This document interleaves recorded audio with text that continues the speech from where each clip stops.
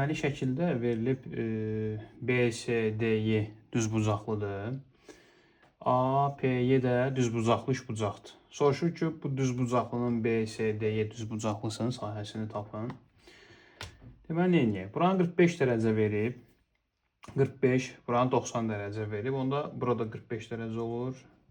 45, 45, 90 üçbucağı. O bərabər yanlı üçbucaqdır. Bərabər yanlı üçbucağın katetləri eyni olur. Məsələn, bu katetə bir A desək, bu katetdə A olacaq. Baxın, bura A, burada A. Düzbucaqlığın sahəsini tapmaq üçün enimiz 3-dür, uzunluğumuz yoxdur. Bu hissəni tapsaq, biz sahəni taparıq. Bu hissə 3 olanda, bu hissədə 3 olur. Fikir versəniz, burada ASP üçbucağı var. Bir də PYD üçbucağı. Bu üçbucaqlar kongruentdir. İndi onların kongruent olduğunu göstərəcəyik. Məsələn, bura bir dənə alfa deyək. Burada olsun beta bucağı. Alfa və betanın cəmi 90 dərəcədir. Alfa üstə gəl beta bərabərdir 90 dərəcə. İndi bu açıq bucaqdır. Burada bir dənə düz bucaq var. Yəni bu 90 dərəcə olduğuna görə bu beta ilə bunun da cəmi. Yəni bura bir dənə gərək alfa yazım ki, bu alfa ilə betanın cəmi 90 dərəcədir.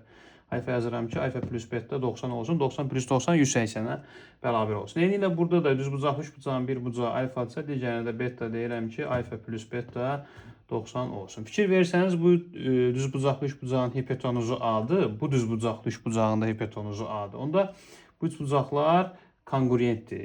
Təkcə ona görə yox. Yəni hipotenuzları eynidir və ona bitişik bucaqlar da eynidir. Məsələn, A ona bitişik alfa beta, A ona bitişik alfa beta.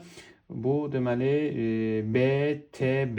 Bucaq tərəf bucaq əlamətinə görə kongruentdirlər. İndi nə edirik? Burada bu sağdakı üçbucaqda görürsünüz alfanın qabağında 3 dayanıb. Onda burada da alfanın qabağında 3 dayanmalıdır. Bu soldakı üçbucaqda betanın qarşısında 7 dayanıb. Burada betanın qarşısında 7 dayanmalıdır. Biz tapdıq ki, düzbucaqlının uzunluğu 3 plus 7 10'dur. Eni 3, uzunluğu 10.